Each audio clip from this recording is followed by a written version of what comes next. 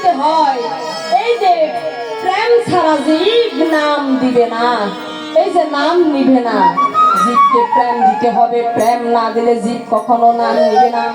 তখন কি কার্য করলেন? এই যে একটি হস্তে কদলী ফল নিয়ে তখন গমনা করিলেন। আজকে বহুবিদায় বিদায় দিদি গমনা করিলে।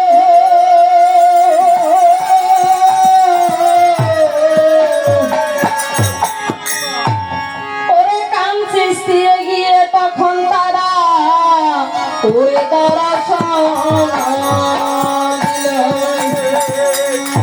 আর এদিকে তখন সেইখানে তাদেরকে নাম নিতে বললেন। আর তারা বললেন, তোমার এই নামের কি মহিমা? তোমরা বলতেছো নাম নিতে, নাম নিতে, এই নামের কি মহিমা? ঠিক আছে, আমরা নাম নেব, তবে যদি একটা কাজ করতে পারো। আচ্ছা শুনো, এই যে এইখানে একটি মৃত পাপী পড়ে আছে, তাকে শ্রীকাল ভক্ষণ করে না, এই যে গিদিনীয় তাকে নেয় না, এই যে নদীর জল তাকে স্পর্শ করে না। যদি তাকে উদ্ধার করিতে পারো, তাহলে এই আমরা নাম প্রেম নেব। রে পঞ্চম বৎসরের বালক সকল, এই যে আমার নামের পরীক্ষা করছিস তোরা। আরে তোরা তো রাখালি আছে, প্রতিনিয়ত গরু মাঠে নিয়ে গরু ছড়াই দিছিস। আর এই যে তোরা এখন বলিস সে নামের কি গুণ আছে? সেই জন্য বলতেছি, তোমার এই নামের কি গুণ আছে? যদি পরীক্ষায় যদি তুমি যদি পারো, তাহলে তোমার এই নাম নেব। চল আমার সাথে চল, নামের কি বাহাদুরি, নামের কি শক্তি তখন। আর এদিকে তখন সুরধনী নদীর কিনারে কিনারে যখন গেলেন, এই যে পীড়িত পাপী যে শুয়ে আছেন, তখন এই যে আমার প্রভু কার্য করলেন। এই যে হরিবল হরিবল বলে তখন তাকে পদাঘাত করলেন। যখন পদাঘাত করলেন, তখন এই যে গিদিনী এসে তাকে ছো মেরে নিয়ে গেলেন। নিলেন যে একটা কথা আছে, তার গলদেশ থেকে নির্ম বাগখানা নিয়ে গেলেন, তার এই মস্তকখানা পড়ে গেল। তখন এই পঞ্চম বৎসরের বালক সকল কহিতে লাগলেন, এই যে তার অর্ধেক অঙ্গ এই যে উদ্ধার হলো, আর এই মস্তকখানা তার বাকি রইল। তার এটা তো আমরা বুঝলাম না, এটা তোমার কেমন লীলা? তখন বললেন, এই দুটি এই পঞ্চম বৎসরের বালকদেরকে কহিতে লাগলেন, ওরে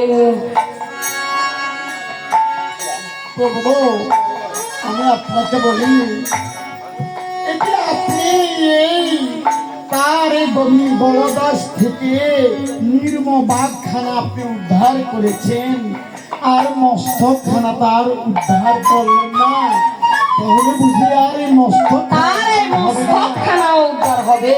আচ্ছা ওরে কুন্দির পাপ তাহার মোচন হইল,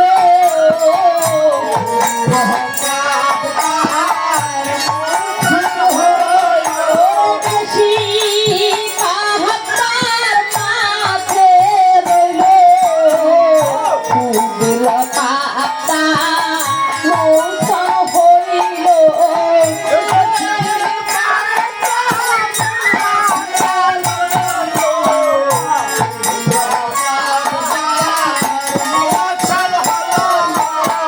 ওরে পঞ্চম বৎসরের বালক, এই পাপী ছিল দমমত্তে অহংকারী, সে হরির নাম না রইল সে বদন বরি।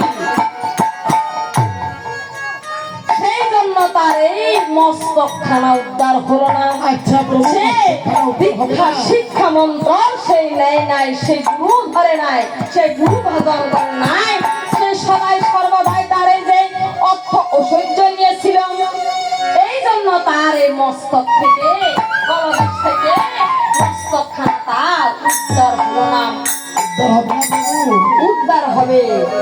আর এদিকে তখন প্রভু কি কার্য করলেন, তার কর্ণে যাইব এই যে হরিনাম মহামন্ত্র তখন কর্ণ কুহরে তখন কহিতে লাগলেন। আর এদিকে গঙ্গার জল আসিয়া তখন এই মস্তক খানা নিয়ে গেলেন। ওই গৌর সীতানাথ প্রেমা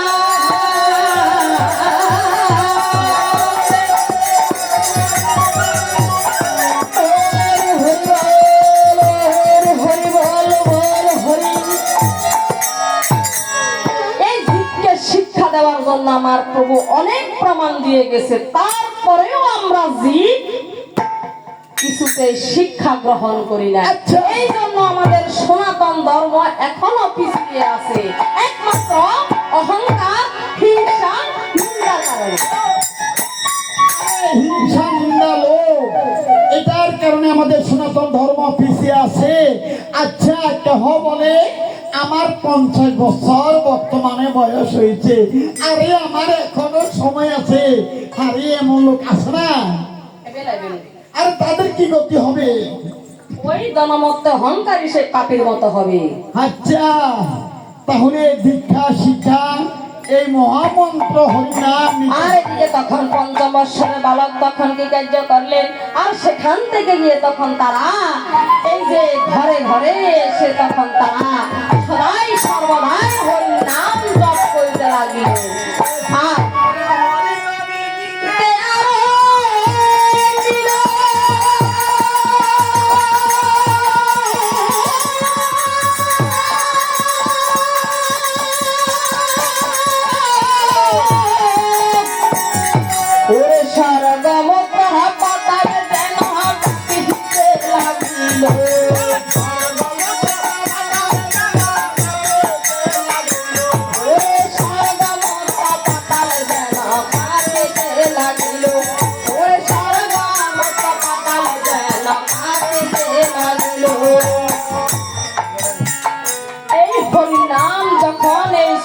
বালকেরা যখন গাহিতে লাগলে এই স্বর্গমত্ত পাতাল তখন কাঁপিতে লাগলেন।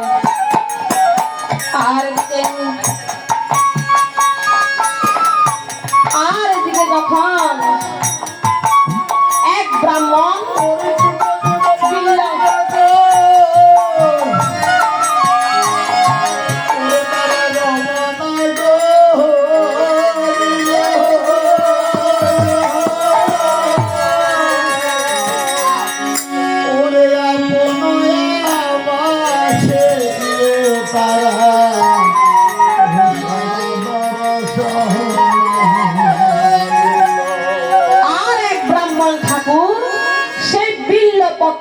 শিবলিঙ্গ নিয়ে সেই সদাই সর্বদাই মহাদেবের পূজা অর্চনা করে।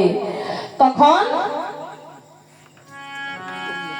এই যে নিত্যানন্দ, এই যে গৌরাঙ্গ মহাপ্রভু নাম নেওয়ার জন্য তাকে তখন কহিতে লাগলেন, ওগো ব্রাহ্মণ ঠাকুর, আপনি যে বিল্লপত্র শিবলিঙ্গ নিয়ে আপনি যে পূজা অর্চনা করিতেছেন, আপনি কার পূজা অর্চনা করিতেছেন? তখন এই ব্রাহ্মণ ঠাকুর কহিতে লাগলেন, আমি এই বিল্লপত্র শিবলিঙ্গ দিয়ে আমি এই যে মহাদেবের পূজা অর্চনা করিতেছি। ওগো ব্রাহ্মণ ঠাকুর, শাস্ত্রে লেখা আছে এই যে যেজন শিব দুর্গা কালী বজে তার স্থান হয় স্বর্গে, আর যদি এই গৌরকে একমাত্র ভজে তার গতি হয় যে গোলক বৃন্দাবনে, যেখানে গেলে আর ফিরে আসতে হয় না। স্বর্গে যদি যায় তাকে আবার তার কর্ম অনুসারে তার চক্র ঘুরতে ঘুরতে যেখানে এসে ঘড়ির কাঁটার মতো থেমে যাবে, সেখানে আবার তাকে ঘুরে আসতে হবে। তখন এই যে বিল্লপত্র শিবলিঙ্গ নিয়ে যখন তাকে বললেন, এই যে স্বর্গ তো তোমার এই যে ক্ষণস্থায়ী,